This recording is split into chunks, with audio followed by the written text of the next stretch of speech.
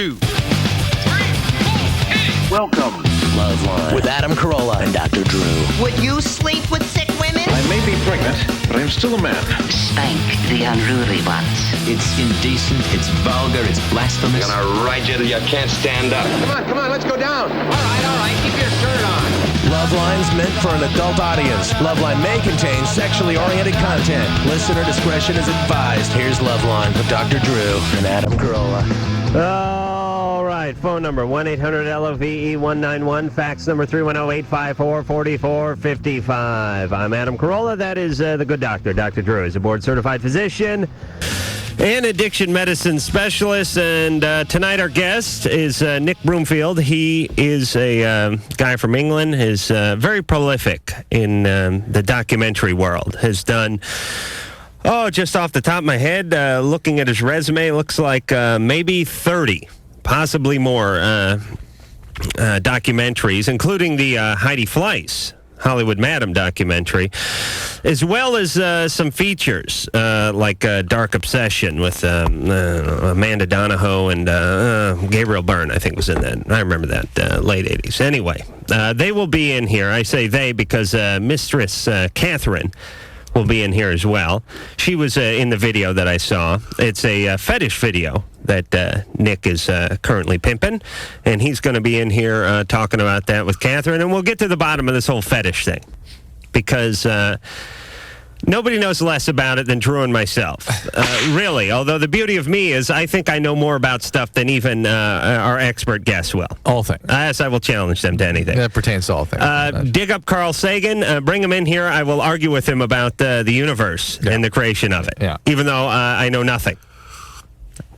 Yeah, all Philosopher right. Warrior. Thank you very much for that title. Yes, and I will be called the Philosopher Warrior tonight if I do, only by Catherine, who I'll call Mistress Catherine. Anyway, so we'll get to the fetish thing tonight and see if we can't get a little insight on this, because it is something that has come up from time to time, and we don't have any good answers. Now, are we going to talk about fetishes or S&M or both?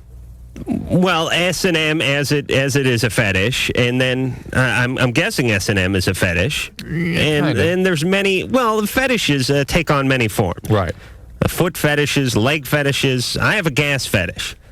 People laugh at that, but I was watching this video, and I was thinking to myself, nothing in the video turned me on at all.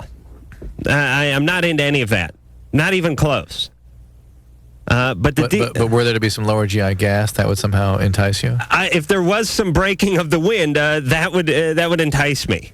Not sexually, but it's a guilty pleasure. It would capture your interest. That and large breasts. But I'm not. We all know that's your thing, right? I'm not into the S&M. If I want abuse, I'll go to my grandmom's house. That is basically my approach to life. All right. I did not go to the dentist today, although I tried. Why? My dad would have many answers as to why I did not go there. As God is my witness, I tried. I could not find the place.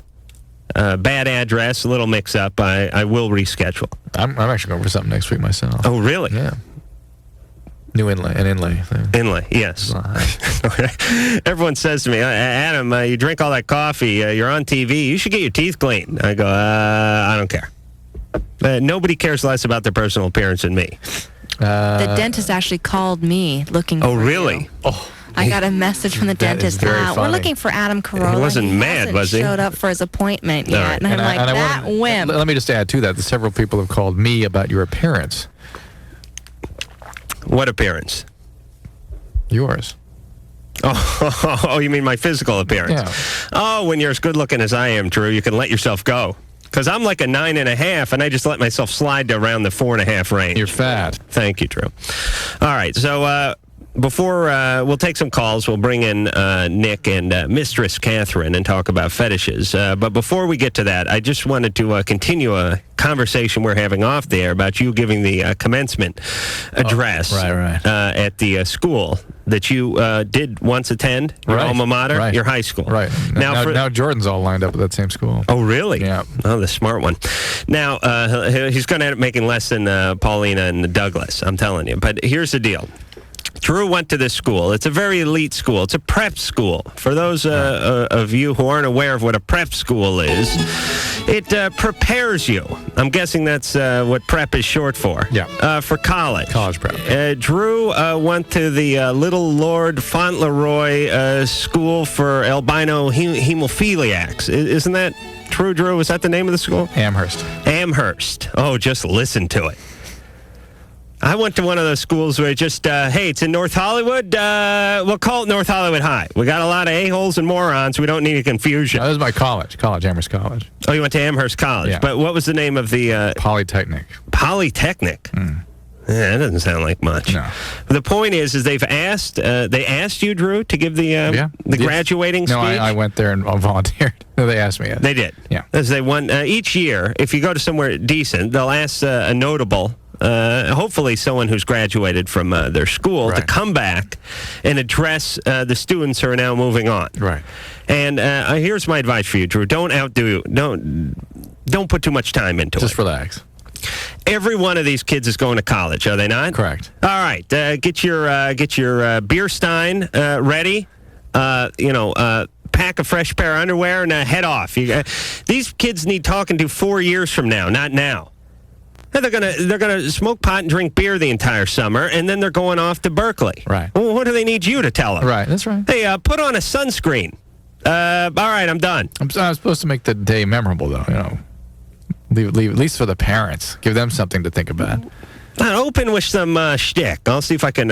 you write it for me, okay? Well, you show me what you have, and then I'll punch it up. All right. That's a deal. All right. We'll see if you can... You got to sell it, though, Drew. I will.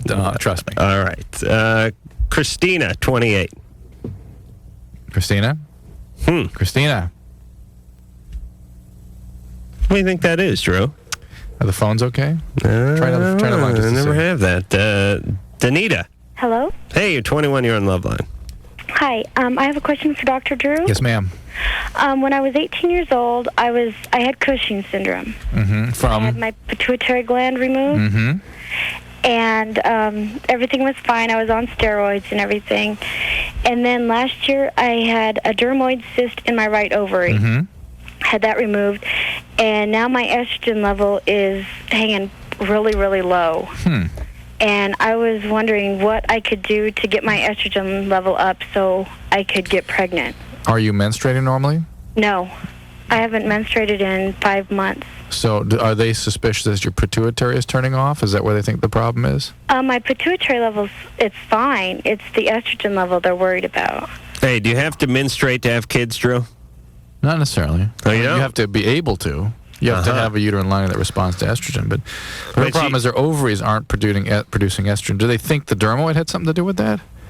I don't see how. They told me that the left one had been taken over for a while, and I'm just worried that I'm going to be all screwed up because my estrogen level's not up. Well, look, you're very young, and the estrogen deficiency is something that we worry about more in older women.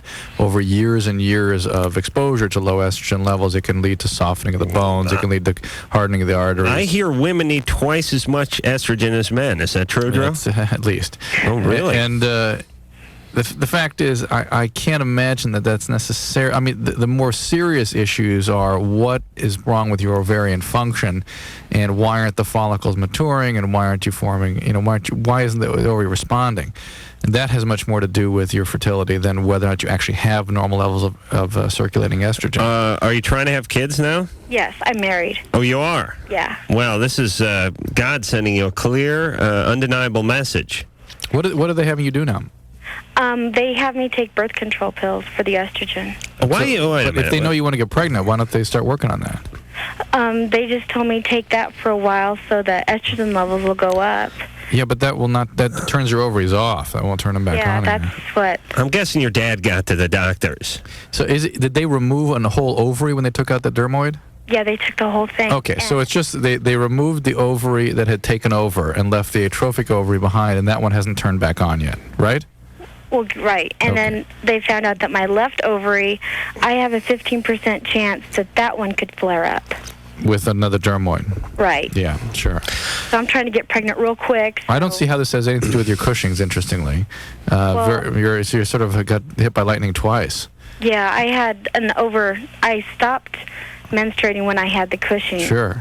But that's due to your adrenal glands becoming. All right. Okay. All right, we're losing Adam. Listen, I'm losing estrogen now. You got to go back and talk to your doctors more about fertility issues and less about what your hormonal status should be. Okay. Okay. And I suspect they will take you off everything and give you some hormones potentially that might stimulate ovarian estrogen production, ovarian cyst form, follicle maturation. All right. Now. It's enlightening to the 3 gynecologists we have listening to the show across the country. I know that they say that the left side of your brain controls the right side of your body. Yes. Is it also true that the left ovary would control the right side of the vagina? No. Okay. But if you have just the right ovary, you can control the whole thing. Really? One can do the steering for the entire vulva? Just like with the testes. Yeah, I think I need more than one testy. I'm absolutely convinced of it. You don't think I could get by with one, do you? No. No, thank you. Steve, 18. Hey, how you doing? Good. Problem is, she's not really my girlfriend. I've been seeing this girl. She's 23. Yeah. I'm 18. Went out a couple times. I took her to dinner and the movies. And we had sex once so far. And she straight out told me that all she wanted was sex from me. I don't know if I should go along for the ride because I kind of want something more than that. Did she charge you? No, she hasn't charged me yet. All right. Maybe you're running some sort of penis tab. How old is she? She's 23. And what's going on with her? Why is it... I don't know. It's like one of my friends introduced me to her, and we talked a little bit. She may feel a little embarrassed to be going out with a 18-year-old. Yeah, that could be it, too. On the other hand, she has desires. Is she a divorcee? No. She's never been married. Is she fresh out of a relationship? I don't think so. Yeah, we need more. We need to know more about her. Something is up with her. Either it's something circumstantial or something more substantial. All right, but here's what happens to a lot of people, men and women. Yeah. They get involved with somebody who they sort of don't see any future for. Mm-hmm. The people do this. Sometimes, I mean, there's a big difference between a 23-year-old woman and an 18-year-old man. Yeah. Not such a big difference between a 23-year-old man and an 18-year-old woman. Yeah. But in this society, you're a senior in high school or you just got out of high school or whatever. Meanwhile, she has to go to work and face these evil bitches in the secretary pool that are giving her a bunch of crap. How's Junior doing? Did he lose his retainers? Mr. Wilson called, says he shot his slingshot through his garage window and he's PO'd. So what she'll do is she'll say, look, it's nothing serious, it's just for this. Now, love will conquer if it was meant to. If she likes you, if you don't turn out to be as immature as she probably thinks you're going to be, then you guys will get together. But she may just be doing this as initially because you don't look good on paper. Exactly. And people do this to rationalize. Or there's some other consequence in her life recently that's causing her to keep relationships at an arm's distance. Or this is how she conducts herself in relationships in general because of some more substantial problem with her interpersonal problem. All right. So either way, a relationship is like, it's like you're walking through the Serengeti and you don't have a rifle. You can't afford to just... What I mean is it's like you're out on safari. Yeah. You got to keep your eyes open. You got to look around. Doesn't mean sit where you are. Yeah. It doesn't mean, if you sit where you are, you probably get eaten by a lion or something. You move forward, but you proceed with caution. And if something doesn't look right, you steer your direction off the other way. I don't know. In the meantime, you ask your prey over to be shot. No, what I'm saying is if people want to know, look, what should I do? Should I get in or should I get out of this relationship? Should I stop it? I'm saying you need to use your discretion. That is a very important thing for people to have. You should be the sole provider of that. Nobody should know better whether you should proceed or not. And we're flattered that you ask us, but seriously, we're not going to be around for you. You're not going to be able to get through all the time, and certainly weekends are out. So the point is put your antenna up, open your eyes a little, and proceed. But proceed with caution. I don't know what the hell that meant, Drew. Wait, what the hell are you talking about? I don't know. Drew, look, I got 2 hours to kill, and I'm sitting here next to Dr. Lump. Marcella. Hello. 15. Remember, I'm Dr. Love, remember? I mean, Dr. Love, yes. I'm still a virgin. I've had anal sex, but I'm still a virgin. I've not had sex yet. Drew, I know it's become quite cathartic for you tonight. Please. I'm still reeling from the stuff we discussed last night with the E.T. What? Did you, Drew? Don't get me to bring up. We're on entertainment tonight at some point. If anybody, if they don't cut it all up to nothing, Drew's very PO'd about it. He feels as if he was raped. I feel not as though I was raped, but it felt up. And Drew, let's just make a solemn promise not to do any more junk. Yeah. Thank you. Yeah. All right, unless there's money. Marcella? No more junk. All right. All right. I am writing an Inferno paper. It's Dante's Inferno. Mine is on sex, and it's the sins of sex. And I do not have a saint. You're my guide, Adam. Oh, really? Dr. Drew, you're my heavenly messenger. And I need a saint. I need the worst possible person that has committed every single sexual sin that there is. I'll go with. I would go with either the Marquis de Sade or Charlie Sheen. Oh, that's a good one. I like that one. I think I'd go with Charlie Sheen. Charlie Sheen. Yeah, write that down. I think he's covered most bases. Give her a couple more idees. Because it has to have, give her 2 good ones. It has to have an evil quality to it, an abusive, Have you dated Charlie Sheen? Come on. Lorenzo Lamas, perhaps? He's been in and out of many relationships. These people are not with intent to be evil. Joey Buttafuoco. Actually, that's one of my friends suggested that, and we're thinking about using that, except I put that down for adultery. How many do you have to cover here? Well, I have my own sins. I have faking orgasms, perverts, adultery, pimps and prostitutes, incest, pedophilia, bestiality, rape, and people who don't use protection. There's a joke in here where she says rape twice, and then I say, you said rape twice, and she says, I like rape. It's a... You didn't see Blazing Saddles? Yes. All right. You don't remember anything. I don't remember that. All right. Listen. I was just saying it could never happen in today's society. But there's a scene. Hold on a second, Marcel. I want to talk about Blazing Saddles for a second. There's a scene where the guy is interviewing thugs to go take over the town. Right. And he says, what are your qualifications? Right. And the guy goes, rape, arson, murder, treasony, rape. You said rape twice. I like rape. Okay. Could you do that in a movie these days? This was when Mel Brooks was funny. Yes, before his brain was stolen, which I'm still convinced of. That should be Nick Broomfield's next documentary. Who stole Mel Brooks's brain? All right, Marcella. Yes. I'm guessing you go to one of these free-range schools, right? No, actually, I just have a really cool teacher, and he said if you can let your parents read it, and my parents don't care. You don't go to a hippie school? No, not really. What do you mean, not really? Is it the school in the back of the school? Oh, it's not a hippie school at all. It's actually quite conservative. Is there a football team? Yeah, there's a football. Oh, there is? We went to the States this year. Is it a public school? Yeah, it's Roosevelt High School. Oh, okay. It's in D.C. area. Okay. All right. So have we gotten to the bottom of this or not? Well, I guess I'll use... No, we haven't given it a really good one. Because I really think in terms of sort of more like criminal... Didn't... Yeah. Who was that mass murderer that was out here? The guy with the thing on his palm. Charlie Manson? No. Charlie Sheen. I don't know. Who, with the thing on his palm? Oh, the Hillside Richard Ramirez. Ramirez. Didn't he do weird stuff sexually to these people afterwards? I don't think so. Here you go. Here's the guy. Is Dahmer. Jeffrey Dahmer? Yeah. That is so good. There's the guy. Oh, please. I gave you 8 ringers. Drew coughs Dahmer up, and all of a sudden he's a genius?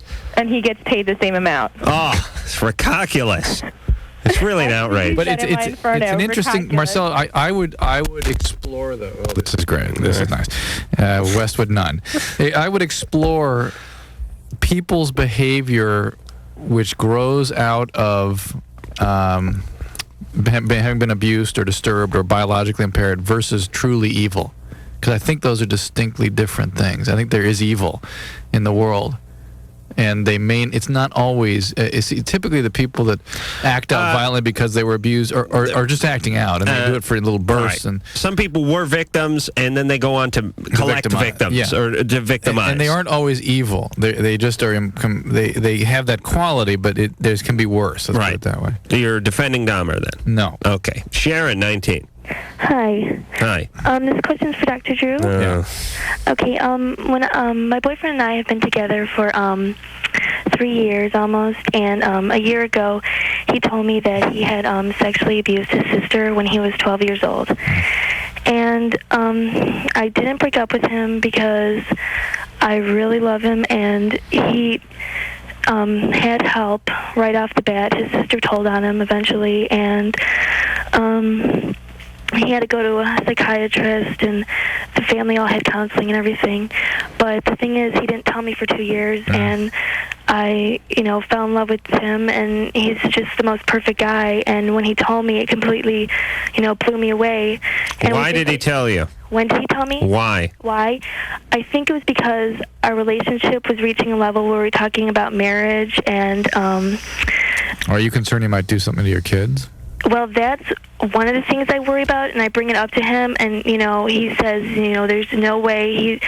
Because he said he just had a lot of problems then, and he thinks partly it was him taking aggression out, and because he had told me before that what he actually had done was beat up his sister because he was trying to tell me, but he didn't know how.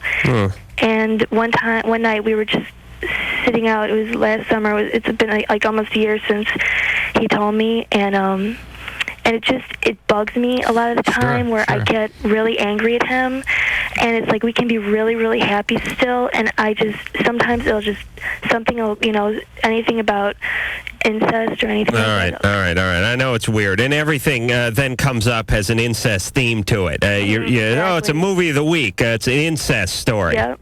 Hey, you go to Jack in the Box. We're having the incest special. It's large fries and. Yes, I know how this stuff can haunt you. I wouldn't worry about this guy. But hold on a second, Drew. Oh, please, hold on. How old was he when he did this? 12? 12. How old was the sister? How old was the sister? She was, I think 9. All right, Drew. What answer is not going to get a grunt out of you? 17 or something. Oh, well, you can't do that crap when you're 12 and your sister's, please. And what were all those heavy things that were happening to him that caused him to do this? He had no friends. He was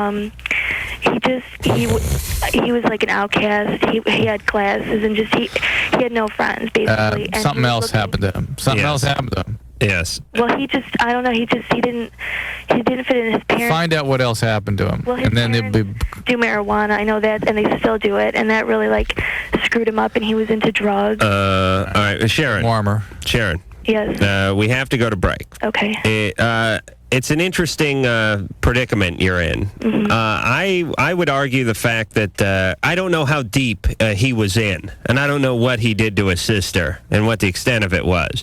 But he got counseling, and he loves you, and he was up front with you. It was a retro up front, but it's a very difficult thing to talk about, and he loved you, and he was scared he was going to lose you.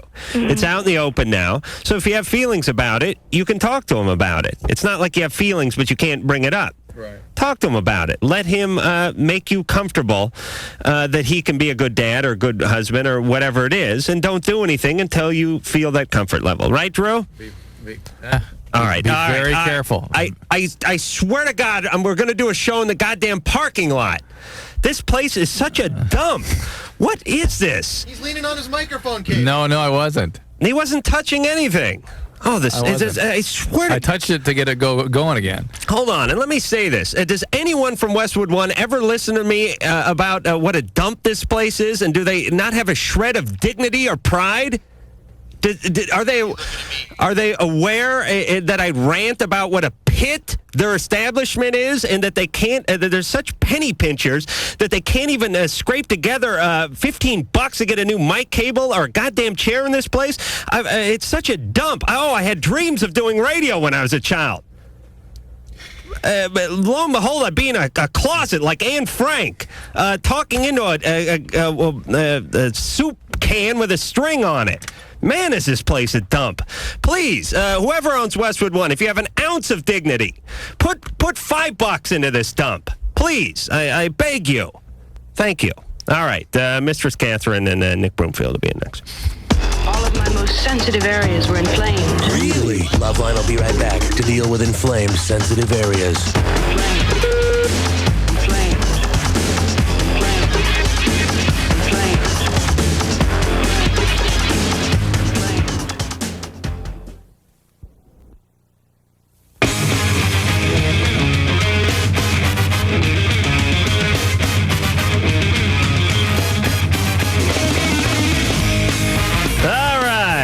LoveLine in the fabulous Los Angeles Westwood One studios, the garden spot of all the other studios turn green with envy when they see this dump.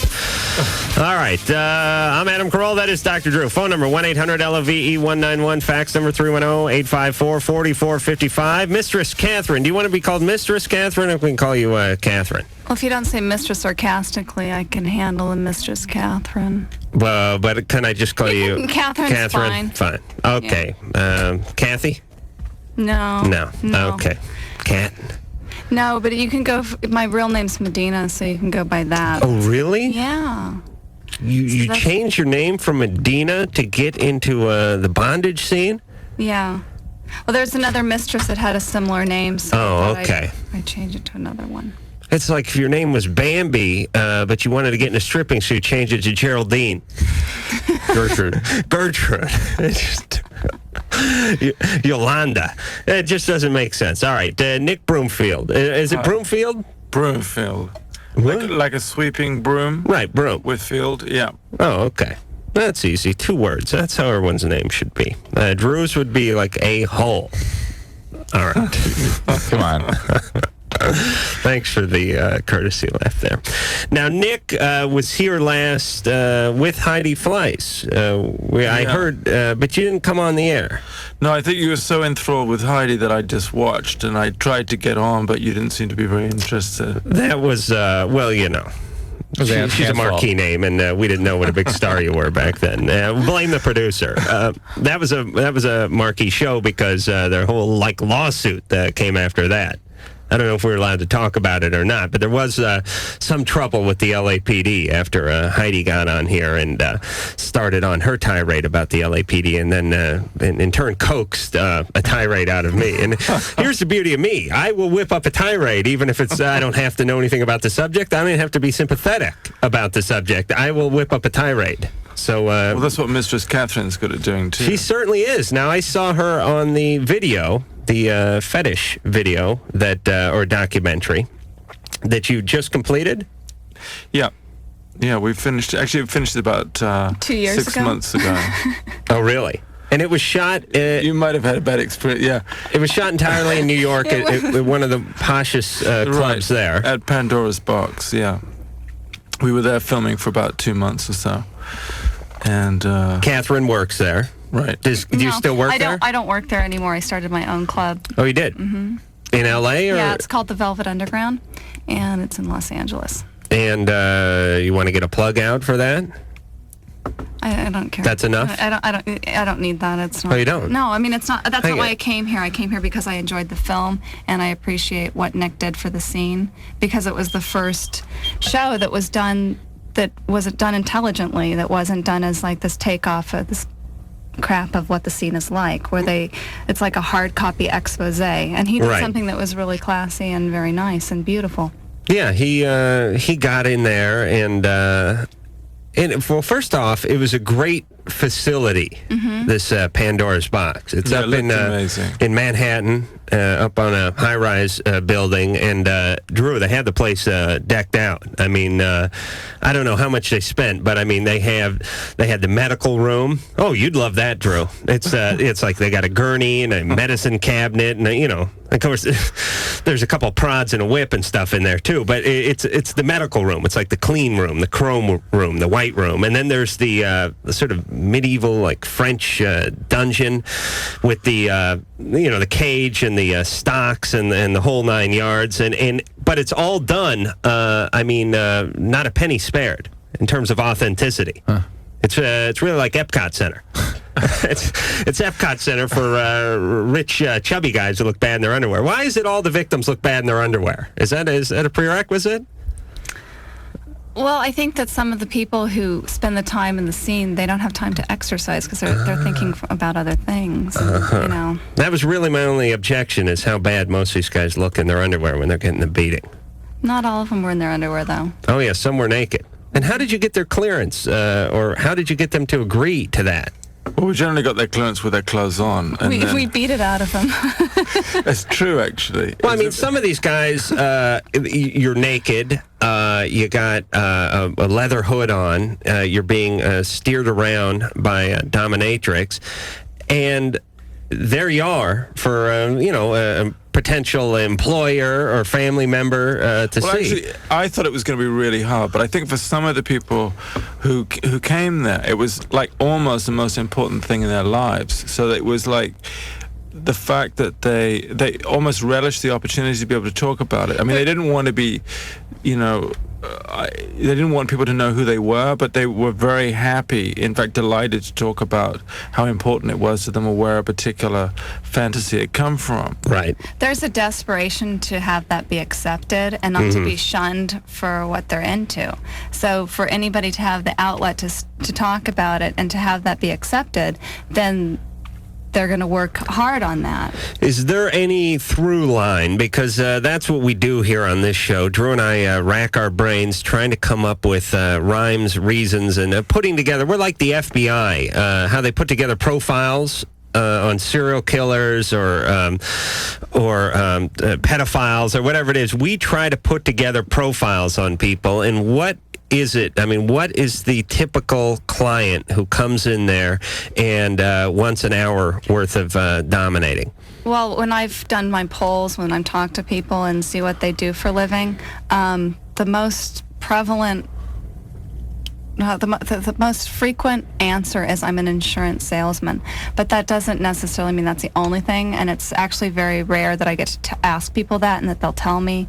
But insurance salesman seems to be really big. Lawyers, really big. Mostly male, mostly white.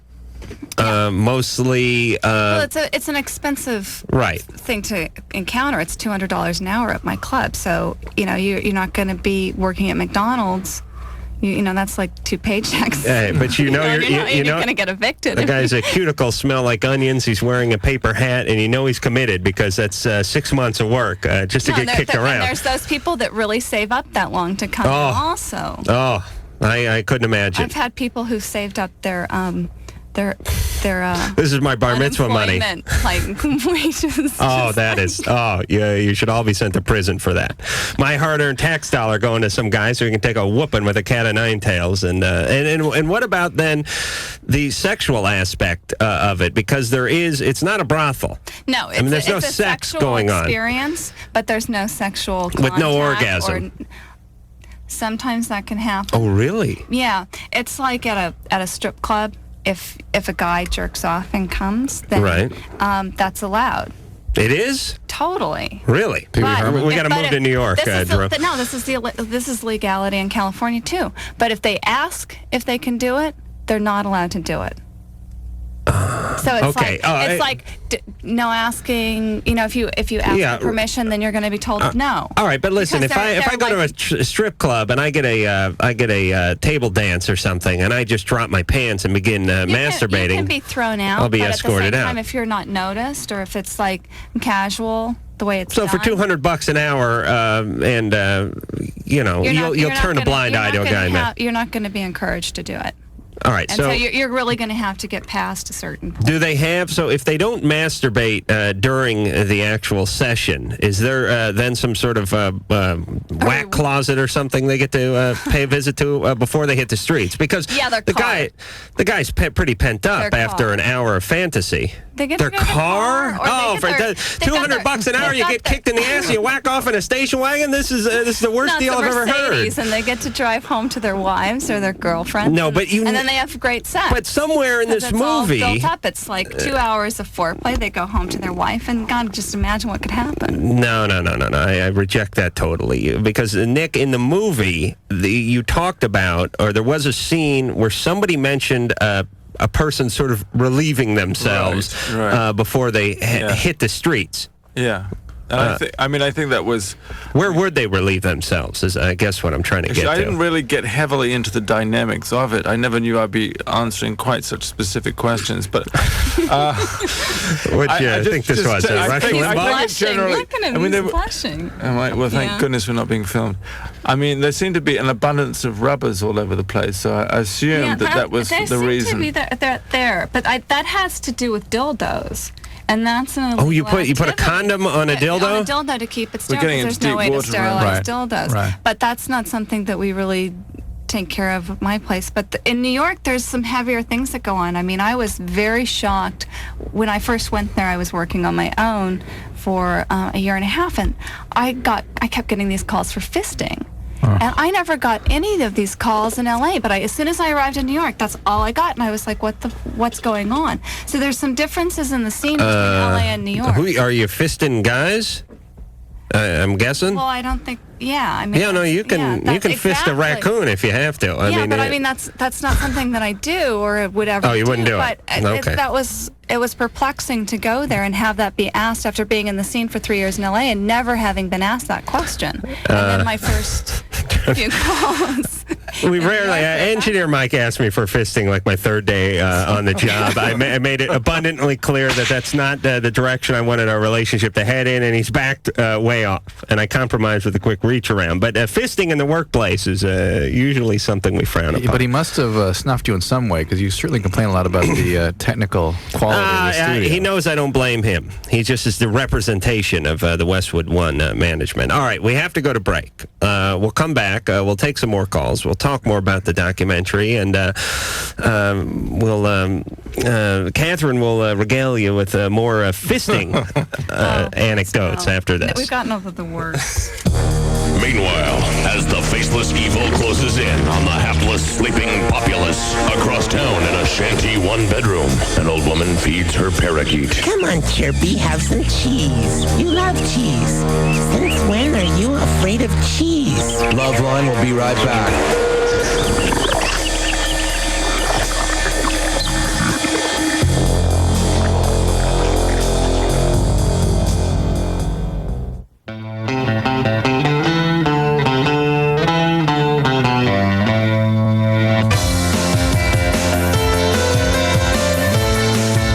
We got to turn snacking into a app and smoke. Nice. Get that out, Engineer Mike. Can I swear now? All right. One of my rare radio faux pas, using the F word. Ow! Which, I don't know what they allow on the BBC, but here stateside, they frown on the F word. I got a little excited and slid into... my locker room voice, but that's all right. Engineer Mike, did you get that out or not? Oh, you didn't. All right, so I did use the F word on the radio. All right, Mistress Catherine is here, as well as Nick Broomfield. Nick does documentaries predominantly, but he does do some feature work as well. And this is one of many. He did the Hollywood Madam, the Heidi Fleiss documentary, and was in here, I guess it was about a year and change ago, maybe 14 months or something like that. And Mistress Catherine worked at Pandora's Box, which is in New York, a big upscale fetish place, and is now since come out to Los Angeles and opened her own fetish place called the Velvet Underground. Hey, my mind still works, sure. It's absolutely amazing. It's impressive. All right. The whole strung together sentence. Let's all take a moment and pause there. You all notice he's wearing headphones. They're feeding me the information. All right, Drew, please. Yeah, feeding me up. All right. All right, let's take some phone calls, and we'll make fetish a bit of a working theme here tonight, because it is something that people are interested in, and it's something that's come up a lot, and we don't have all the answers. Katie, 15. Hi. Hey. Okay, here's my question. I got this guy in my class, and he's, like, obsessed with feet. I heard someone say foot fetish, and I was just wondering about it. I mean, he's, like, the girl that sits in back of him, he's touched her feet before, and he's touched my feet. And maybe that's all he can get to. Seriously, he'll sit there and stare at our feet during class, and there's nothing we can do about it. Do you know why he would do something like this? Has he admitted that he has a foot fetish? He hasn't said one word to us. He's one of those weird guys. He just is real quiet, and he sits in the class and stares at our feet. How much foot traffic has come through it's a huge, the fetish world there? It's a huge fetish, and part of it has to do with being at the mother's feet.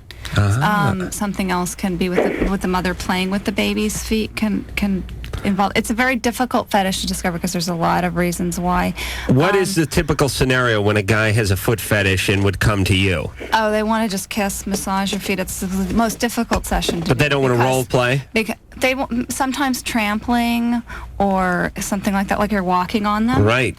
And jumping on them, those types of things. But mostly kissing and massaging, so you're getting paid $200 an hour to be massaged and your feet rubbed, and it's wonderful. As the antithesis of radio, which you get paid 40 cents an hour to get abused.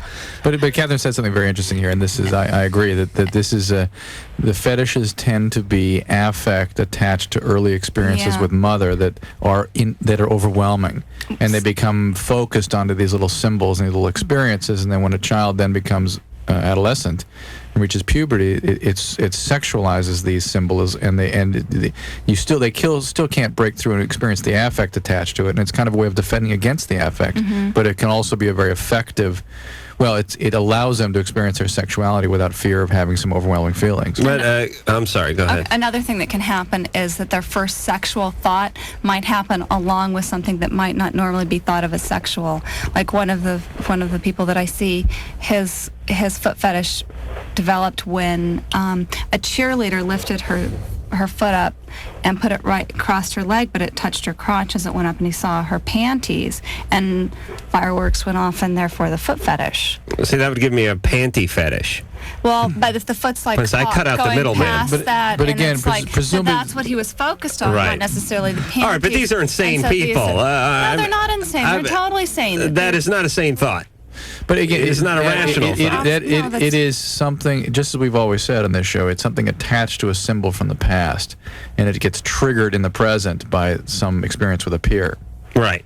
Okay. It throws back to, as Catherine said, a baby being, a very, very tiny infant their feet being played with, and it's or a very seeing the frequent mom's thing that happens. feet. Let me ask you this, Catherine. Moving on from the feet here.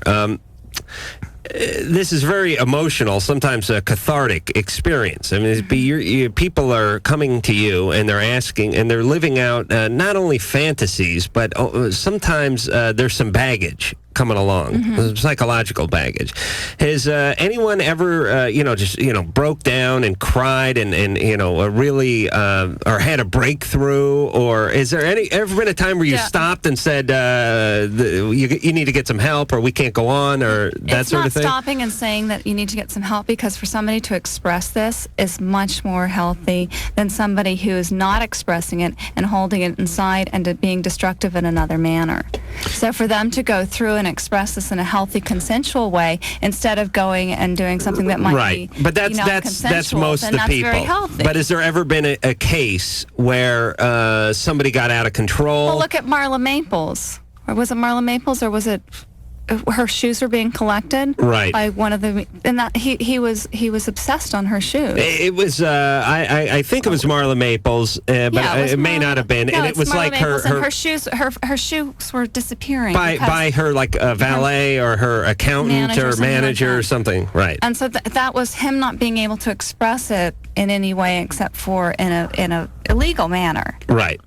So you might as well be expressing. But Adam's asking, given that it's not a therapeutic environment, and you're not maybe able or trained to handle people who totally lose it, do people ever become psychotic or violent or self-destructive? Not necessarily. I mean, I've had some people break down and start talking about what's going on with their lives and so on. But I've been the subject of psychological dissertations. You know, I work with people all the time to help them write their papers and talk to them, and I think that I'm pretty well educated. Oh no, obviously, that's not what I'm not. I'm no, not. And I'm saying so after you deal with people like this for a long time, you start cluing in on what's going on, and you may not know, you know, the scholarly words for things, and you may not understand exactly what's going on, but you know a lot from hands-on. All right, so no one's experience. ever gotten so out of control that you couldn't handle it. I've been able to talk people down. Okay, because in Nick's documentary, there was the most entertaining part of the documentary is where the guy came in. Coincidentally, the guy looked bad in his underwear. Came in to wrestle one of the ladies. I don't believe that was you. No, no, it was another one of the ladies that was featured. And there's a wrestling fetish. But wrestling women. By the way, the fetish thing has to be done with a woman for the most part for heterosexual guys. I know I get calls from masters too from heterosexual men. Masters? Mm-hmm. What does that mean? Meaning they want to be dominated by a master. Oh, so really? It's not only that it's more rare, but it's not just. Yes, but give me 5 minutes to get the... no, not with you. I just mean... I would get those guys to admit they're at least bi in about 3 or 4 minutes. Any guy who wants to be dominated by another guy while he's in his underwear, believe me, there's a strong gay theme going on there. I could get to it. They may claim to be heterosexual. They may be married. They may have a family. Nick's smiling because he knows I'm right. There is a gay theme running through this life, but there was a wrestling scene that went on, and a guy came in. He wanted to wrestle with a woman, and they started wrestling. Obviously, you can't go at it. The guy was 225 pounds. The woman's 125 pounds. Oh yeah, right. Like try 150, 160. Oh, well, you know. She was huge. She's over 6 feet tall. Camera sheds to 40 pounds. I don't know.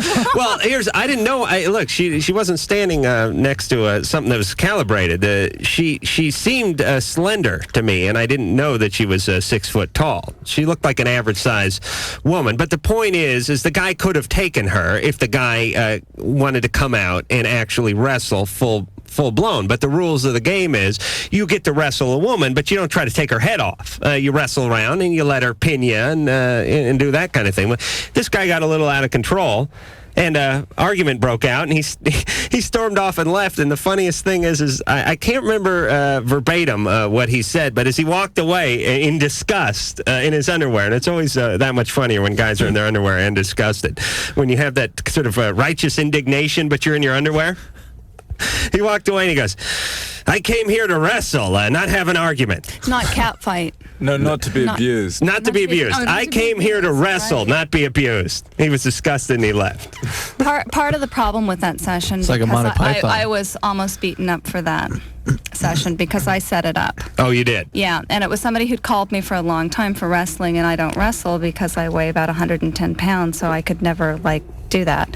And he wanted competitive wrestling, and she didn't talk about the session with him beforehand and set up any boundaries or any rules. He wanted collegiate style wrestling. Exactly. This guy, and that's what she didn't want to do. So when you set up a session, you set up the boundaries and you set up the rules. Right. And if they don't go by the rules, you go. That's it. All right. So he got very physical with her and actually hit her in the eye. It was very bad. So she started. Yeah, she was fighting real back PO in the too. way that she could, which was grabbing him really hard. I tell you, honestly, I came this close to masturbating during that scene, and that was it. And he's not a fetishist or into this at all, is he? No, it's just I can't go an hour without masturbating when I'm watching. It's like when that VCR kicks on, it's like I'm like a Pavlov dog. I hear the VCR crank up and I have to masturbate. I could be watching Schindler's List 20 minutes into it. I go for the groin because the VCR does not go on in my bedroom without the hand going down to the junk. So, it'd been 45 minutes at that point. All right, we're late for a break. We'll be back with more fetish talk after this. The voices are trying to throw me off while I'm trying to concentrate on this. Okay, you're safe. Thank you. LoveLine will be right back.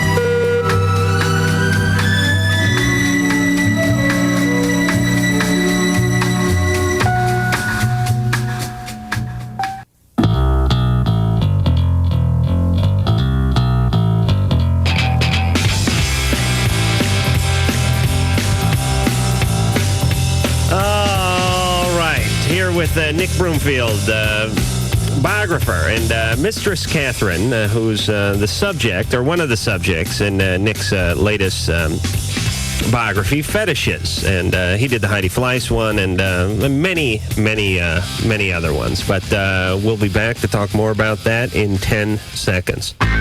This is LoveLine on Radio Station. WEBN Cincinnati.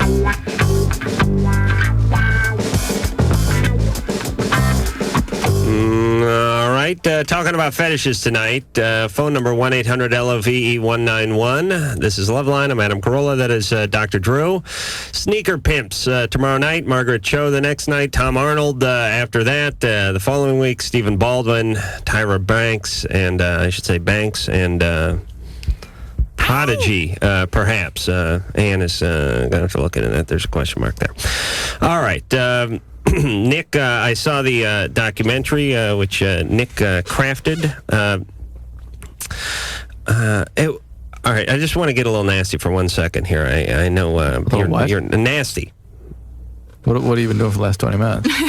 I've been containing myself. First off, Nick, I was appalled that there was no large breast fetish section in the movie. Well, there's some large breasts in the film. I don't know. I thought you could bring your own fetish to them. Are you saying the scene where the two women are doing the nipple clamp? The nipple clamping? She had some pretty big breasts. Yeah.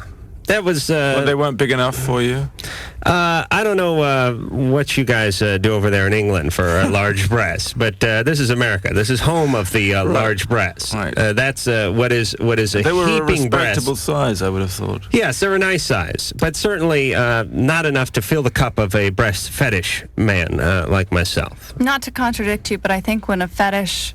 the definition of fetish is something that wouldn't normally be considered sexual. Mm-hmm. So large breasts in America are overwhelmingly considered sexual, so that wouldn't necessarily be the topic just of with a fetish. the distorted, bizarre size that Adam is into, most people would consider... the gigantic. Novelty. Yes, novelty. Tell us the about fake it. ones. Right. So he's actually got more of a fetish. A saline fetish? A saline fetish, yes.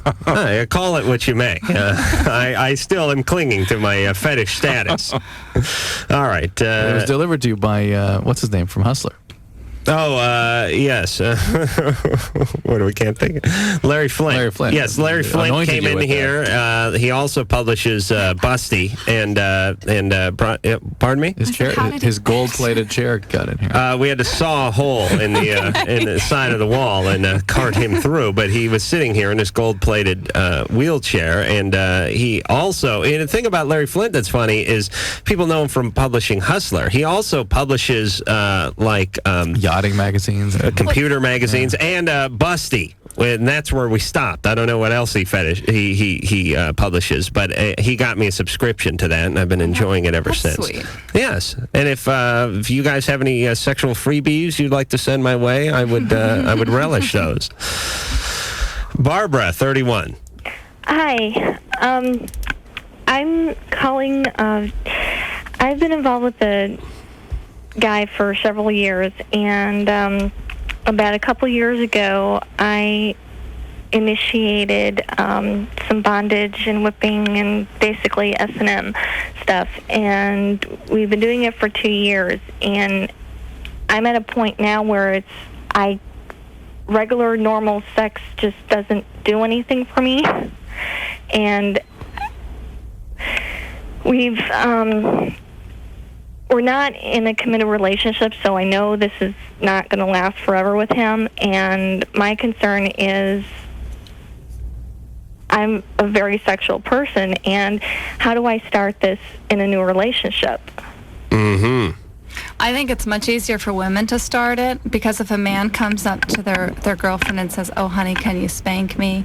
that's politically incorrect. So for a woman to definitely go first is men aren't as kinky as women, but they're much more open to starting something. Like women tend to be shy when they're starting out. Yeah, it's sort of like you're experimenting, but it's sexually. And the point is just as long as whatever it is followed by the word sexually, guys oftentimes are into it. It's like all right, here's your main ingredients: beer, pizza, and jerky. Do what you need to. How far off the mark can you be? I mean, how bad an experience could it be? There's sex. You may get a little hide tanned a little bit, but. Most guys, I think, would go along with it. But then again, if it's not their cup of tea, they're not going to stick with it. I mean, I get so many requests from people just trying to find women who would do things to them and they would be able to do things to each other. That it's so easy when a woman's looking for it. When a man's looking for it, it's a totally different, very difficult. But go to the nightclubs. Let me ask you this: as far as your experience goes, do you think?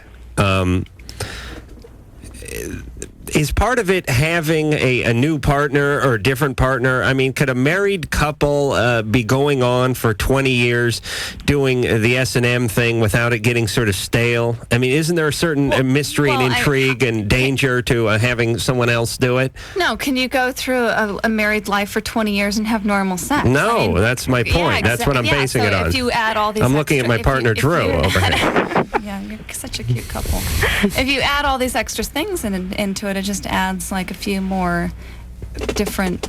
But what I'm saying is when the guys, at least from watching the video, when they went in, it seemed like, I don't know, that part of the allure was the fact that they didn't see the woman wearing her house coat with curlers frying up hash that morning. That it was a stranger. And it was a strange place. That's definitely some of the people. It's not all of the people, but it's some of them that is part of it. We have a lot of married couples, and a lot of married couples that the woman sent their husband there because they don't want to deal with it. Really? Yeah. So they're like, okay, I can handle you doing this, but I don't want to take part. So, you just and they know it's not going to be, that there's not going to be exchange of fluids or crabs or something like that. It's a safe environment. It's a very clean environment. And it's a non-threatening, non-sexual relationship. Like their relationship might be that vanilla sex. Right. So that other part doesn't threaten them. Right. I'm trying to think what my sex is. I have sort of a sherbet, Neapolitan. that rainbow sherbet kind of Yeah, thing. it's kind of white, trash, boring, get it at Thrifty's kind of sex. Tom, you're 60. Yes. Oh, my God. If you could combine the ages of our callers for the last 6 weeks, they would not add up to 60, Tom. I know. All right, talk fast before the stroke sets in.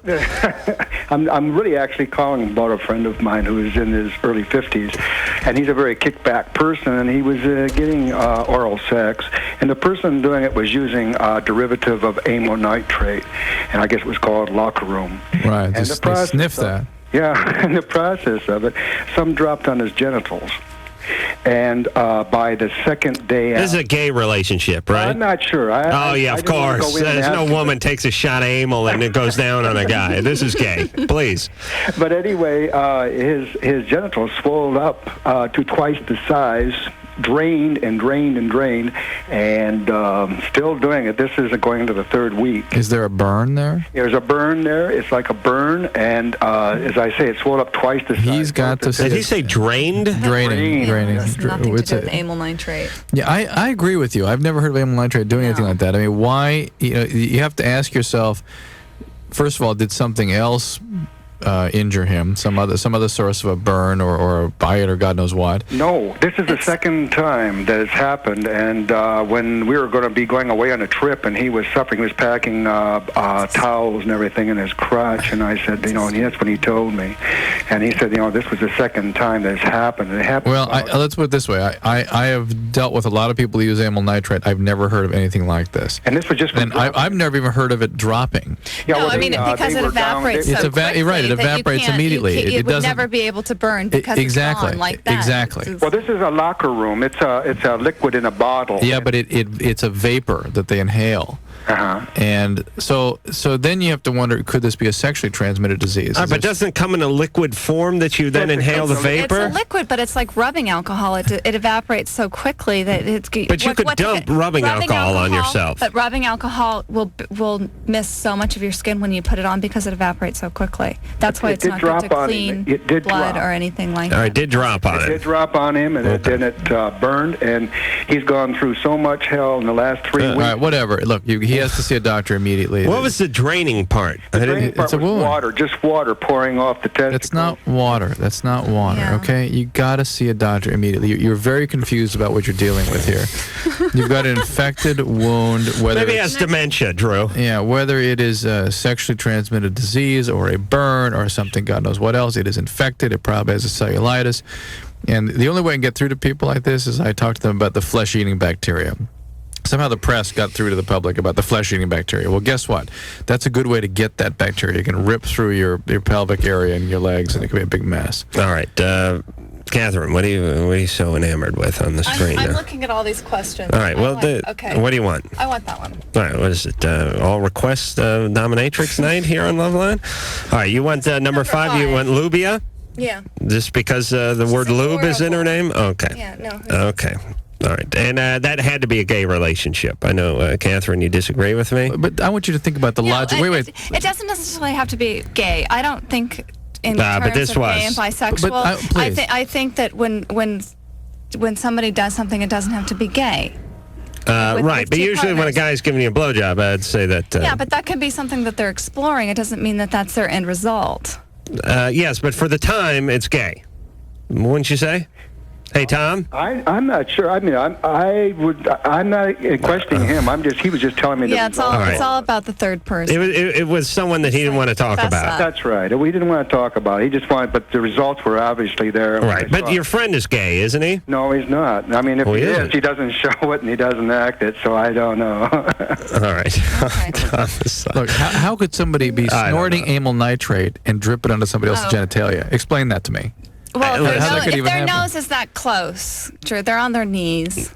But they're snorting it. They're on their knees. What's in front of them? That's not what people do, though. All right. Listen, the world may never know. It's all about amyl nitrate. It's so cute. He used to deal the stuff in high school. Are you kidding? Well, I deal with a lot of addicts, and I know what they do. Sure, they're clients. Lubia. Yeah. You're 17. Yeah, it's Nubia. Nubia? Yeah. Oh, like a Nubian princess? Yeah. Okay, I have 2 questions. The first one, my friends and I were talking at school today, and one of them asked me, what do you think about a girl that gets implants? Do you think that she has the same feeling as in pleasure, or when they have them as when they don't, or... Are you talking about breast implants? Yeah.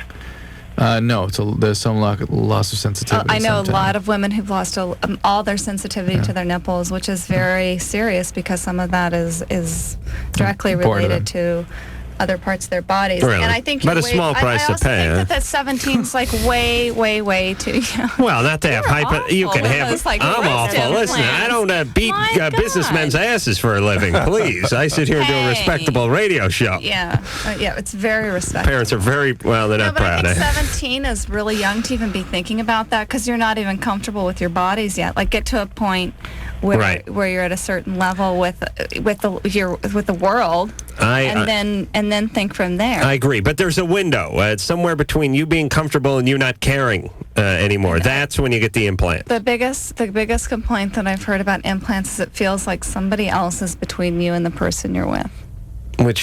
Which there's you could make an argument for, I think. That's like right there. That there's no feeling to. There's nothing. It's just like this pillow in between two people. Oh, what women go through. Nubia. I'm not saying just women. I'm saying men too. That they're not that close to the person they're with. Oh. I was just curious.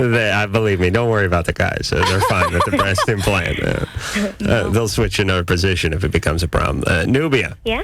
So you're not considering this. This No, is I'm just a just curious. hypothetical discussion. I'm just curious. Right. We used to have those discussions, but it was like, who could kick whose ass, a Superman or Aquaman? Now it's like, if I got a syringe and it's filled with heroin and I share it with another buddy, but his girlfriend had implants. It's a very scary society we're living in now. Nick, you want to move back to England, or is it just as bad there? I think it is actually pretty bad there. Oh, good. Yeah. Oh, okay. All right. Same. Well, I think in the north of England, yeah, particularly, there's like high unemployment and stuff. Whole cities that have an incredible like heroin problem and drug problem, all the rest of it. It's funny. It's like the more unemployment there is in a section, and the more expensive the lifestyle gets. Hookers, drugs, ammunition, guns, big cars. Hey, Steve. Yes. You're 25. Hey, you guys deserve a good studio. I mean, what the heck? Thank you, Steve. How many people do you help and they don't give you good equipment? How many? All right. Ask your question, Steve. Anyway. Leave the commentary to me. Blah, blah. Anyway, I wanted to tell you guys, Adam, sometimes, man, you got to just let Dr. Drew do his job. I'd like to, but he just kills the ratings. Yeah, and then other times, just like it, he has to let you do your job, which is be funny. All right. Later. Hold on, Steve. Let me grab a pen here. Steve. Oh. They had the key. And you got a question for me? Hey, hung up. He didn't want to talk to him. Engineer Mike, did you get that on tape? Because I'm going to go back and relive that. Let me get this straight. Drew has to do his job. And you have to do your job. You got it? It's sheer genius. Nick, how about doing a documentary on us? We're very popular national radio and TV stars. I think that's a great idea. Shut up, let me sell this, would you, Drew? You do all these oddball, not this one, but you'll do one on anything. Well, There's some sort of this like would fit in perfectly. Potato strike going on in Idaho, and you're there with a film crew. Why not do something about a topic that people care about, like ourselves? I think we should do it. I'm sure you could get a big budget and. Well, you'd have to drum up the backers financially, Nick, but that's your forte. It shouldn't be that difficult. Yeah, there's people who would be involved with this. And you could supervise the proceedings. Well, I did in the last film. All right, listen, I don't want to turn this into mockery, Nick. I'm giving you an opportunity here. Well, I think if you two were perfectly open about your interpersonal relationships and so on, I think it could be fun to do. I think we should at least do like some sort of short or something that we could bring to. It would be actually 30, 40 seconds. Don't sass off. Let's shut her mic off, Engineer Mike. I want to talk to Nick about business. We could go to Cannes next year. We could. Why not? You could do the Gay and Lesbian Film Fest and talk about your relationship. Is her mic on still? No. Well, who's that other talk show guy who's done well with the long hair? Howard Stern, yes. I mean, if he can do it, I'm sure you too Yes, can. he had a full-fledged, big-budget movie with celebrities and everything. And we're just asking for black and white. Well, we could start small and then work up to that. All right. Seriously, give it some consideration, Nick, because I think you'd have a hit on your hands. And instead of all this bizarre fetish stuff, you get onto a topic that people can really latch on to. Christina, 28. Hey, everybody. Hey. This question is actually for Dr. Drew. Yes, ma'am. Dr. Drew, I'm so pissed off because this guy I'm dating came over tonight and we had sex for the first time. And when he was leaving or after he left, I was tidying up after him. And I realized that the condom he had chosen was a sheepskin rather than a latex. And I actually had latex with spermicide upstairs. And I just am really worried about transmission of disease, etc. Did he pick the condom? Is that what you're saying? Well, I mean, he came over and he said he had, stocked up and blah, blah, blah. So I just assumed that he had chosen appropriately, but I was wrong. Interesting story. I mean, people can't be too careful. I mean, they have to know that their partner's educated enough on these issues to be able to choose the appropriate type of condom. I mean, polyurethane would have been okay. All right, but let's talk about efficacy here, Drew. What kind of barrier does the sheep gut provide? Is good for contraception, so you're not likely to get pregnant, at least no more likely than any other kind of condom. That it is good for other sexually transmitted diseases except viruses. So things like hepatitis C, but is it the B. same as not using a condom for a virus? No. Because there's a lot of stuff in the semen, right? Right. All right. And so you're probably okay. I'm certain you wouldn't want to make a habit of this. Do you know this guy very well? He's somebody that I would definitely practice safe sex with, although I don't think he's necessarily promiscuous. Yeah, that's sort of a break in your technique, let's say. I think that he just offered to use a condom is better than none at all. Well, I insisted. Even he may not know. Even if it's the wrong type, exactly. You but at least he insisted? used Yes, I insisted. And that's what he came up with. Yeah. For all you know, he could have just brought a soiled condom with him and dropped it. No, it had a wrapper. I've done this. I bring it, cut a hole in my trouser pocket, and I shake my leg. It falls right past my sock onto the floor, past the loafer. I'll leave a trail of them to the door, just so the woman believes that I've used condoms. Dr. Drew? Yes. I'm listening. That's the kind of thing you could edit out if we did a documentary, Nick. They're not all gems, you understand? Christina? Dr. Drew? I'm here. He also used KY jelly because you know how some guys over 35 have kind of trouble reaching orgasm in a condom. And so anyway, my concern is, would that have weakened it more? No. Because it's a water-soluble thing. Yeah, Right. the oils, you definitely want to So the KY jelly was okay. Would that have weakened the even more? No. And there's, I assume, nothing I can do to have countered anything. Not at this point. Christina, you know, you're quite an anomaly because on one hand, you're basically having sex with some strange guy. No, he's not a strange guy. I've gone out with him a couple times. All right, so you went on a date and a half. Is one of them during the day? Actually, it was. Yeah, okay. See, I know. That doesn't count. Him buying you a smoothie during his lunch break is not a date. You let some strange guy come into your house and have sex with you, and now the concern. He wore a condom. I'm sure he's fine, and I'm sure you'll be fine. But I mean, you know, I was trying. I mean, I would. Yeah, no, look, you're. No one blames you, Christina. You're not a slut. Keep telling yourself that. I have a question about the sheepskin condoms because I thought that what carried the HIV was it's a fallacy because what carried the HIV through the condom would actually be bigger than the the AIDS virus itself. So that there is the debate. Sheepskin condoms still work. There is debate. Well. That's right. There's a possibility that they could afford a reasonable barrier, but it's still controversial and suggests that people stay with the latex.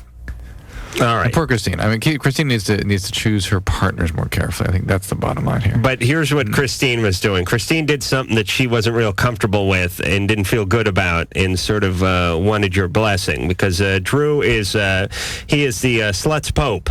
Is what Drew is. You kiss Drew's ring. No, but when you're, when you're a girl, so you get absolved. When you're a girl, yes, and you've been naughty and a little too naughty to actually see the Pope. You see Drew. And Drew will absolve you of all your sins. It's just self-flagellation. I was about to do that, but I was going to wait till I left the studio. All right, so say 10 Hail Marys and mop up, for Christ's sake. Drew? Choose your partners more carefully. Thank you. I don't think they're aware of how much they suck. Hey, that's not very nice. You kiss my mother with that mouth? I mean, your mother? LoveLine will be right back.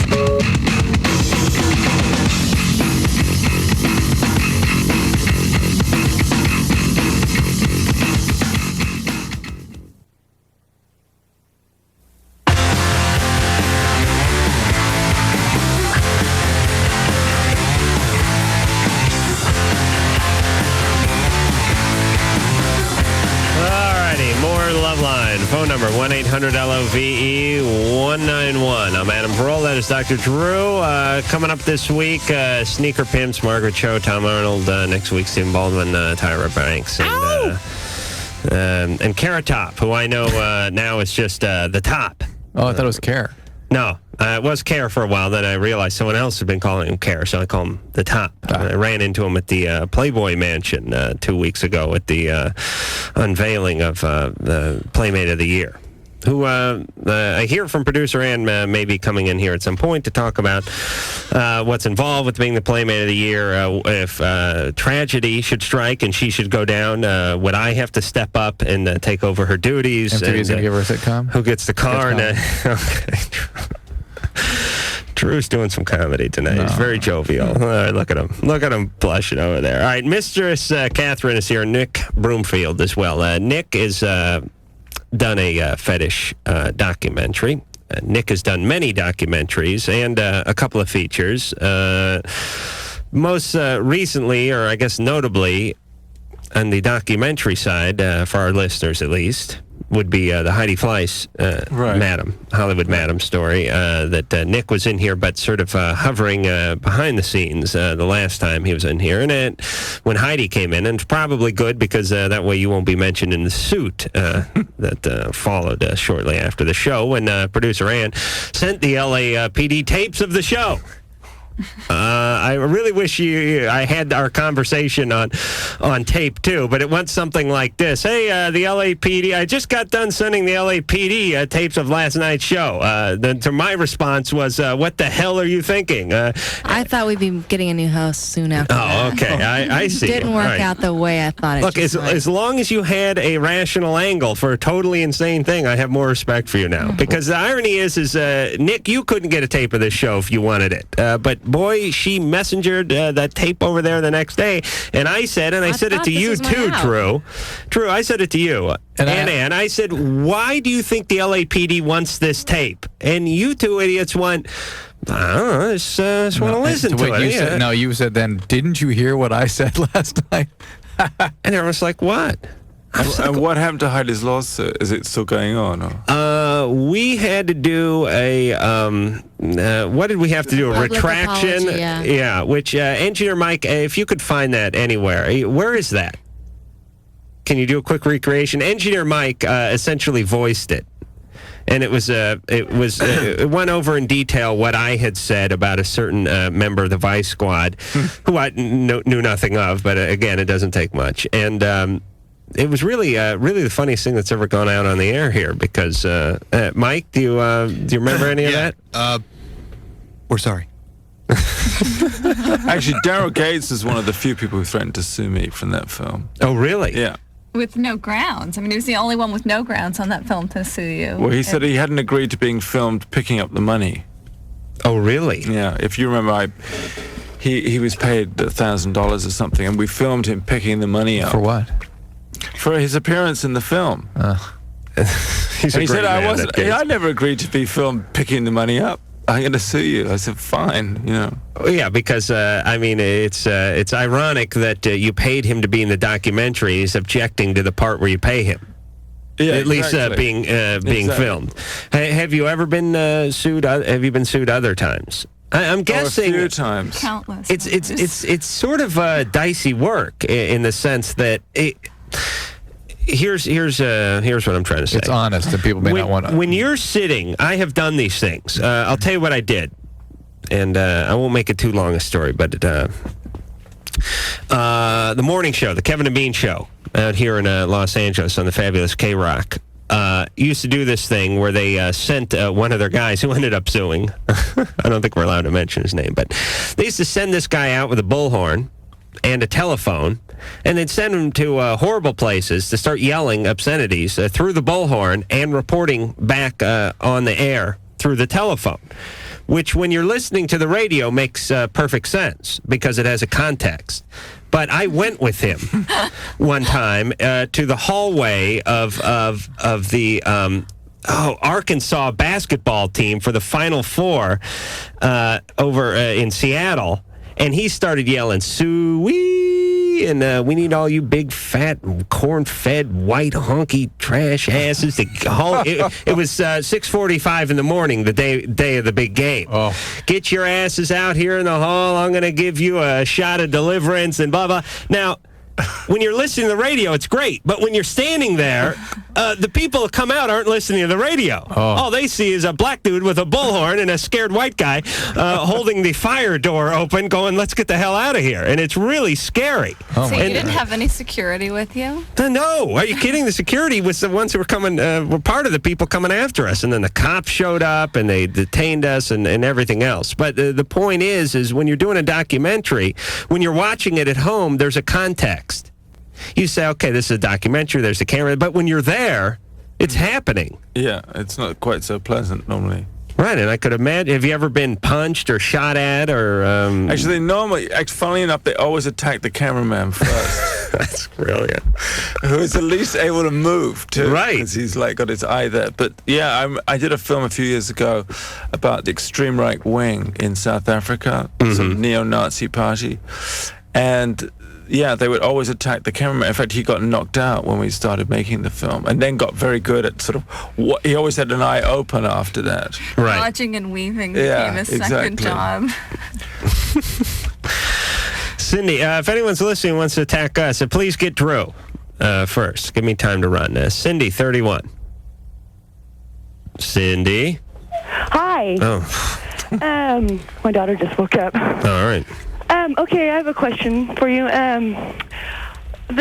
My boyfriend and I have been seeing each other for about 3.5 years, and we have sex normally. Then a lot of times we have it as in a bondage style. And I know the reasons he's told me that he likes to do it, but I wondered if... What's the reason he says? Excuse me? What is the reason he gives you? Because he's always been the one who's had to make the first moves, and he's always the one who has to be assertive. So this way, he feels like he likes it when he has no choice, when he's not in control. Do you understand that? Yes.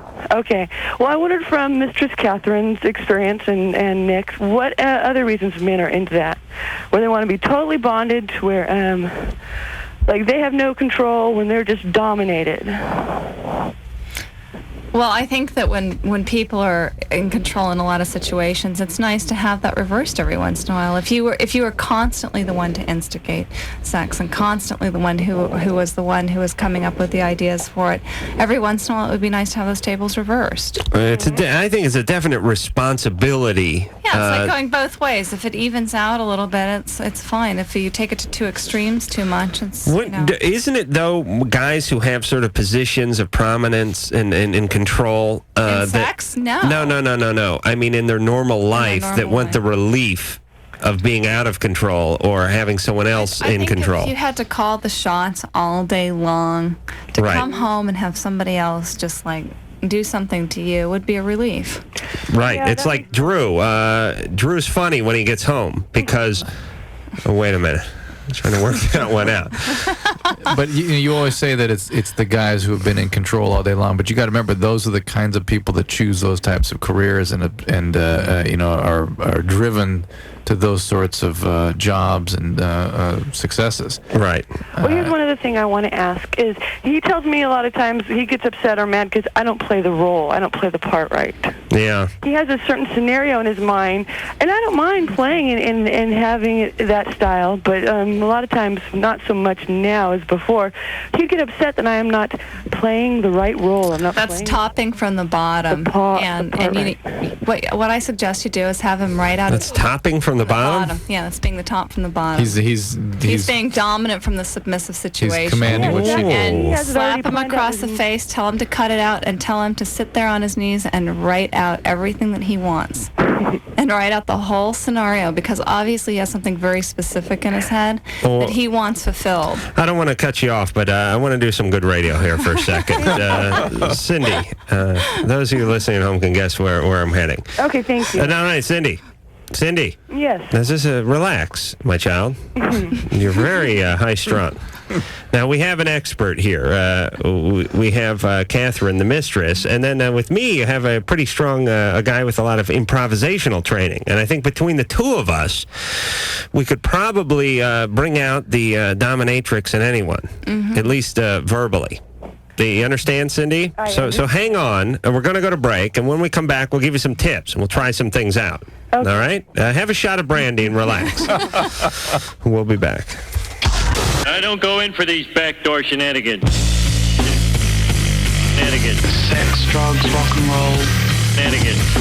Tips, chains, whips. You know, basic high school orgy type of thing. LoveLine will be right back. Shenanigans. Shenanigans. We're the G-spot on your radio dial. Oh, you're right there. LoveLine on 102.7. Oh. WEBN, Cincinnati.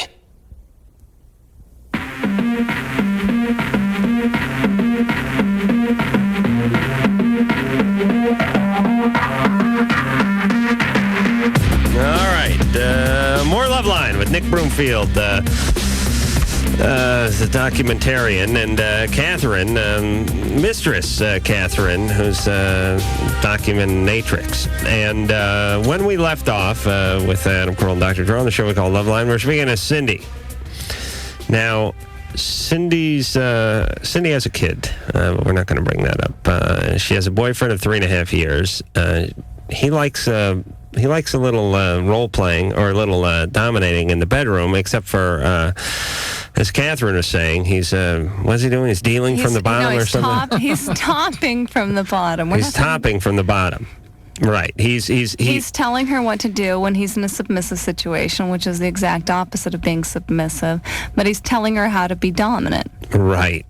And which is not allowing her to be dominant, so she couldn't even ease into that role. Right. And as I was thinking when I saw the movie, that in order to dominate somebody, you have to speak clearly. You have to have some command of the language. You have to think on your feet to some degree.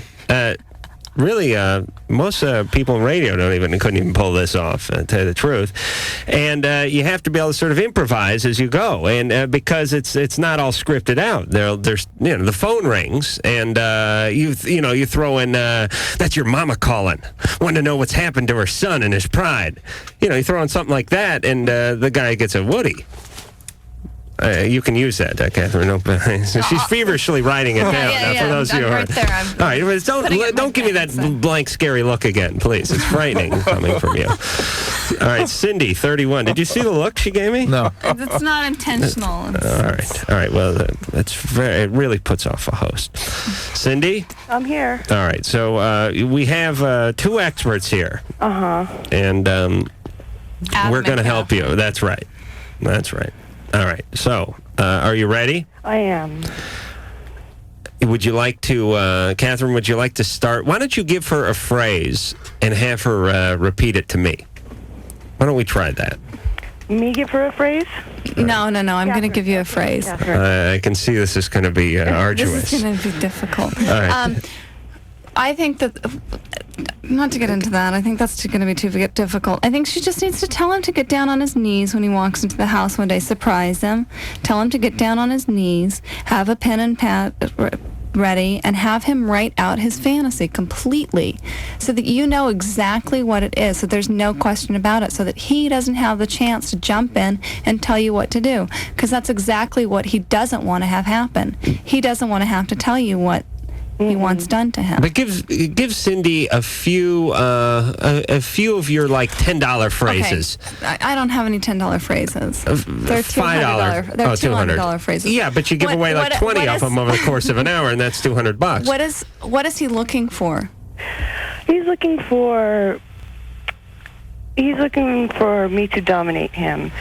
Does he want bondage? Does he want cross-dressing? Does he want pain? He wants bondage. He wants bondage. Yes, and he wants to be totally... So he wants to be really helpless. Exactly. He wants to have absolutely no control over the situation. Yes. So for you to allow him to have any control over the situation is just like, he's not going to get it. Well, and you're not going to have any fun because you're going to feel like you're doing something wrong. Catherine, give me a little verbal beating here just so Cindy can learn how it's done. I know this is not your the forum that you normally do it in, but just pretend I'm a client. I've come in. I'm feeling extra naughty. And just give me pretend I just walked in. I was wearing let's say I put on 40 pounds. It's 6 shades lighter, and I'm in my underwear. Okay. the first thing I tell somebody is that I'm going to go over the rules of being in my dungeon. And the first rule is they're not allowed to touch me unless I tell them they can touch me. They're not allowed to touch themselves unless I tell them they can touch themselves. All right, yeah, I'd have to leave and go masturbate very quickly and then come back. See, he loves All right, I'm sorry. Go ahead. Liar. All right, go ahead. And then they're to refer to me as Mistress at all times. Okay. And any other rules I come up with along the way, and also that I use a code word mercy for if something becomes too painful or if it's too much for them, then they have like a little bit way out, so you can lessen it a bit so that they don't completely freak out, because after they freak out, it's over. Do you ever have someone forget the code word but start yelling, the code word? No. That's definitely something you'd remember. See, I would forget mercy halfway into it and start yelling out, whatever that word was, this is it. So I think... so do you, Cindy, do you give them a code word? Yeah, we have a certain word. There's a certain. We know when it's gone too far. There's a trust between us. There's a great book called "Throw Away the Roses and Give Me the Thorns" or something like that you can get at many different sex shops like the Pleasure Chest and so on. And it really talks about the psychology, about role playing, about all the different things that you can do, and not tying, safety with not tying, because people sometimes can pass out. And go through things that are a little bit more dangerous. Like why are people into that, Mistress Catherine? Why are people into what? Into suffocation. Hey, you speak when you're spoken to, Cindy. And then stop touching yourself. People are into suffocation, I think, because it's like the complete lack of control. They can't breathe anymore, and that's the lifeline to... It's just, you can't breathe. Yeah. So if somebody's controlling your breathing, they're controlling your life. Well, it also, doesn't it heighten the orgasm to some degree, Drew? Yeah. Drew's into this. The blood doesn't circulate through the brain, which is where most of the blood circulates, so it has the ability to circulate where your body wants it to circulate. All right, so Cindy, real quick before we let you off, give me something nasty. Let's see how you are. Oh, give you something nasty? Yes. Okay. Let's see, I guess I could just tell you that... just tell me. Don't give me that what you woulda, coulda. Come on. I'm this close to dragging you by the hair into the den. She needs to stop doubting herself. Yeah, don't doubt yourself. In the situation. Come on, Cindy. That's a good one. Yeah, it goes along with everything in life just to have that confidence. Go, baby. Thank you. You've been helpful. Over the radio, I'm more nervous. All right. Just, you got to learn. I've gotten a little nasty talk in my days sexually, and then sometimes once I got confused. I know this sounds like a joke, but the person, my girlfriend said, listen, I want you to be nasty. I want you to be cruel. I want you to talk dirty, talk nasty. I said, I hate your mom. I can't stand her. And then she started crying, and that was it. If anything, I want to be dominated. All right, Drew, please. The mic's still hot. John, 49. Hi, Catherine. How are you? Good. Ooh, here's a client. Let's see if... Is this John number 200? Yes, it is. Hey, how are you doing? I'm doing fine. I was just listening to the show. Is your daughter asleep? Yes, she is. Yeah. We had the best session last night. It was so much fun. Really? Yeah. Really? Yeah, he came to, we had a party last night, and it was very surprising to see him there. John 200? John number 200. Mm-hmm. We have a number for each person who walks in the door. Uh-huh. And is it work like stock car racing or something where there's a points tally at the end of the year and John has a chance to move up? John just has a random number. Oh, okay. It's a random number. It's the number of the sheet that they get filed through. But John's a great guy. Oh, he is? Yeah. He's a lot of fun and very appreciative. What do you like, John? Oh, I like bondage. Uh-huh. Do you put the leather mask on and everything? Nah, that's... He likes medical sessions a bit. Yes, medical's good. Really? Now, what does that entail? Enema? Oh, God, I don't want to scare Dr. Drew. Go ahead. Are you actually performing surgery? Because he would be PO'd if he found that out. Not on me. No.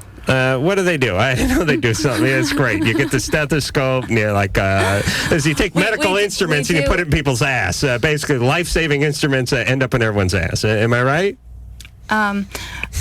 We've done cuttings and suturings. Oh, really? And suturings? Do you hear this, Drew? We have a striker frame. we have a Ritter operation table. We have like a really, it's a really hardcore medical facility. Really? Can you do any dentistry? Because I have, I'm supposed to go to the dentist today. You need your teeth cleaned, is that problem? I need them cleaned, and I might have a cavity too. Can you do something like that? $200 an hour. It's more expensive than dentist. I got to tell you, I usually get my underwear when I go to the dentist anyway, and there's usually about 3 hours that I can't account for. Yeah, and exactly. So, John. Yes. Do you wear now? Would he wear like a medical gown? No, actually, I'm naked. No, he was naked. You're naked? Oh, yeah. And did you get an erection during this procedure, John? He was very, very rigid during the entire session. Really? Yeah. That's an hour rigid. Mm-hmm. No, I was surprised because I've done some other sessions with him, and this one he was... you must take that as a compliment. No, it's very complimentary. If somebody can like stay that hard for an hour long. Actually, part of it is that Catherine knows me better now. And penises are very honest. Right. In which he's doing the right thing. Right. They're erect. Right. So the penis, as they say, is the window to a man's scrotum. Is that how it goes, Drew? All right. The penis doesn't lie, though. No, it doesn't lie. All right. And then did you go masturbate after the session? No, he went into another session. He was a total little slut. He went to go see another mistress. All right. What profession are you in, John? I'm a lawyer. Oh, okay. See, yes, you basically sodomize people for a living, and now you want a little sodomy. I mean, you've been naughty 9 to 5, right? I think he's a good lawyer. I don't think he. I'm not naughty 9 to 5. Yeah, but you do like divorce or some sort of horrible corporate law or something. You're not out there championing Greenpeace's cause or anything like that, are you? I know the type of law he practices. And Drew's strangely silent because he can't stand lawyers, especially lawyers who pretend to be doctors, except for they have an erection. Oh, Drew, please have a cup of water. Drew must be going totally insane at this part. There's nothing that Drew hates more than a lawyer. Now we got a lawyer making a mockery of the medical profession. Oh, this is excellent. But Drew may masturbate to this in some sort of bizarre fashion tonight. Drew, no? No. He lies. Okay. All right. No, every doctor who gets into, anybody who gets into a field has an obsession with it. And most doctors, for the pain that they go through to become a doctor, it has to be some sort of fetishist with that. And really, really. But there's no lawyer fantasy room where they put you in a thing with a high back, Naga-hide seat, and a guy blows smoke in your face for an hour. You go through a lot less schooling to become a lawyer. So it's like faster money. Right. Easier money and less pain. All right. We're going to let Drew recuperate. We'll be back.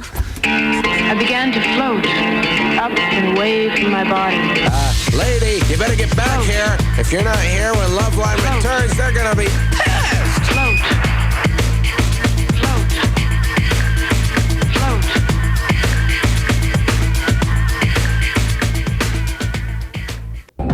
All right, out of time. Thank you, Mistress Catherine.